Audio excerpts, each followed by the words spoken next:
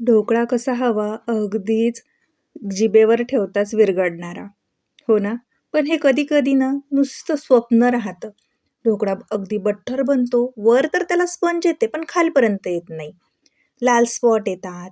काय चुकतं, काय बिनसतं कळतच नाही. प्रमाणसुद्धा व्यवस्थित घेतलंय. चला तर आज आपण ह्या सर्व चुका टाळूयात. ढोकळा बनवणं अगदी सोपं. पण त्याच्यामध्ये ना एक प्रकारे ती जाळी येत नाही. ढोकळा वरती फुलतो, पण खाली ना कडक राहतो.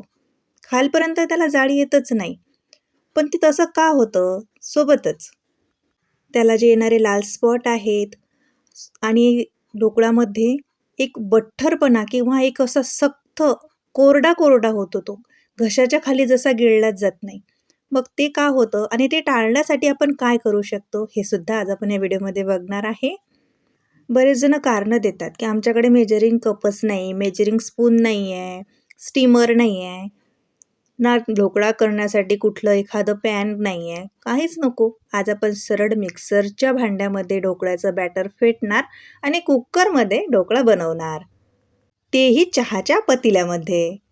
अगदी साधी, सरळ आणि सोपी रेसिपी सांगणे हाच माझा अट्टाहास आहे आणि त्यासाठीच स्वातीज रेसिपीज मराठी चॅनल मी ही यूट्यूबवरती चालू केलेलं आहे.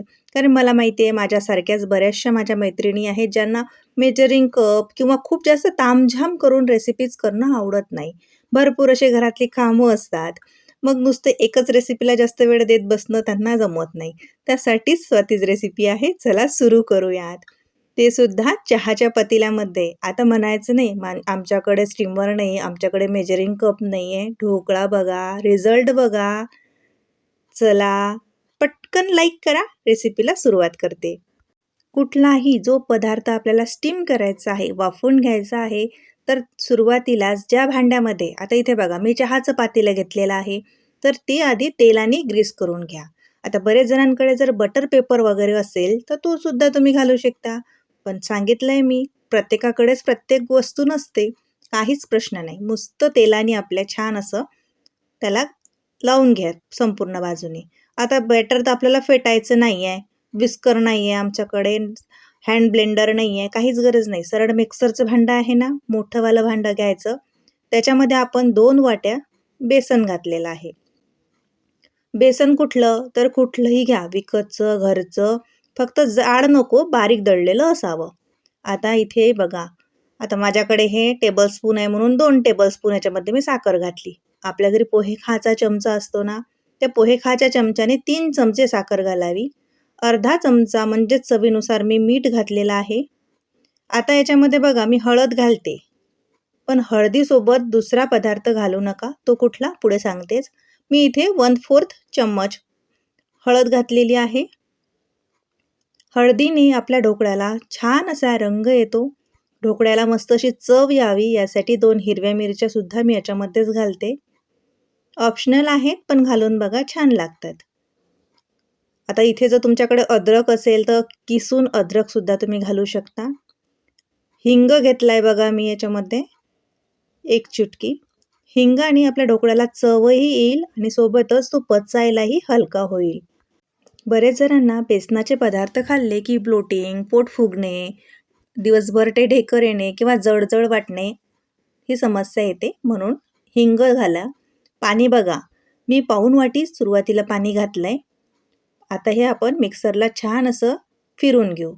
बघा बॅटर कसं मस्त झालेलं आहे. काढून घ्यायचं. सुरुवातीलाच एकदम जास्त पाणी घालायचं नाही.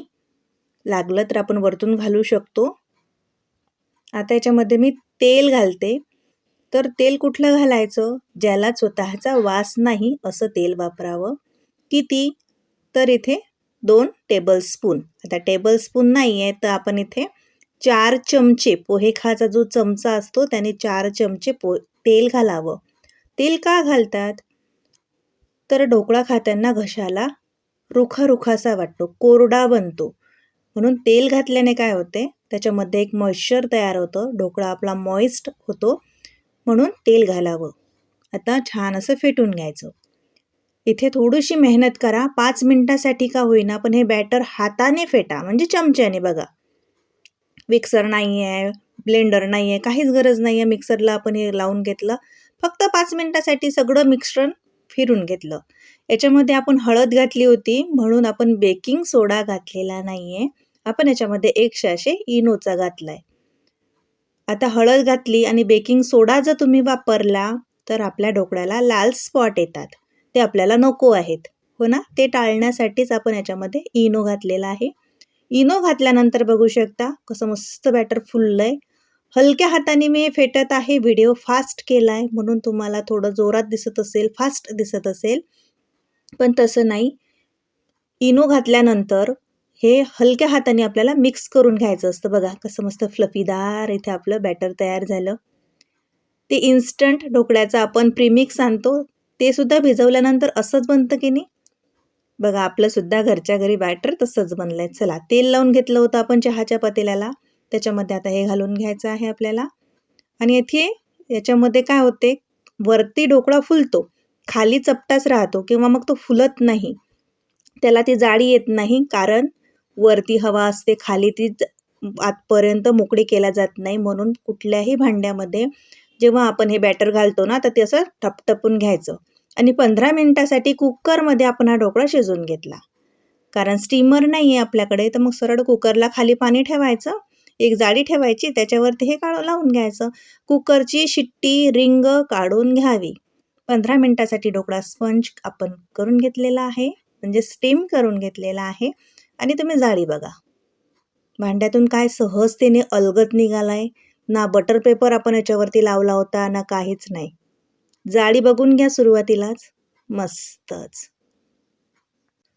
परफेक्ट खालपर्यंत आपल्या ढोकळ्याला जाळी आलेली आहे. पावसाचं वातावरण आहे आमच्याकडे, आभाळी वातावरण असल्यामुळे लाईट थोडंसा कमी जास्त होत आहे, त्यासाठी क्षमा असावी. पण पदार्थ बघा, रिझल्ट बघावं. लाईटचं काय घेऊन बसलायत. चला तडका बनवूयात. आता तडका बनवताना अगदी सिंपल असा तेल घालून घ्यायचं, जिरं घालायचं, मोहरी घालायची भरपूर अशी. जिरं आवडत असेल तर घाला, मला काही ढोकळ्यावरती जिरं आवडत नाही म्हणून मी जिऱ्याच्या जागेवरती दुपटीने मोहरीच घालते. मोहरी छान लागते ढोकळ्यावरती. आपण हिरवी मिरची अशी पोटातून चिरून घातलेली आहे. कढीपत्ता असल्यास आवर्जून घाला, माझ्याकडे कढीपत्ता नव्हता आज. आणि थोडीशी अशी कोथिंबीर. मस्त. आमच्या विदर्भामध्ये याला सांबार म्हटलं जातो.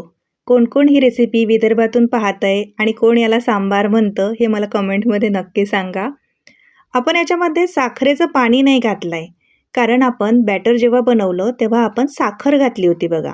आणि साखर घातल्यामुळे काय होते, ढोकळा असा मस्त असा आपला मॉइस्ट तयार होतो. म्हणजे तो चावताना किंवा गिळताना घशाला कोरडा कोरडा लागत नाही. म्हणून तेल आणि साखर ढोकळा बनवताना जरूर घाला. ढोकळा बघा शेवटपर्यंत जाळी पाहून घ्या तुम्ही. असं नाही आहे वरतून जाळी आली आणि खाली तसाच कोरडा आहे किंवा घट्टसर असा तो पेंड राहतो की नाही, तो नाही आहे. आलाय ना रिझल्ट. चला लाईक करा पटकन आणि चॅनललाही सबस्क्राईब करा. भेटूया नवीन छान छान रेसिपीसोबत.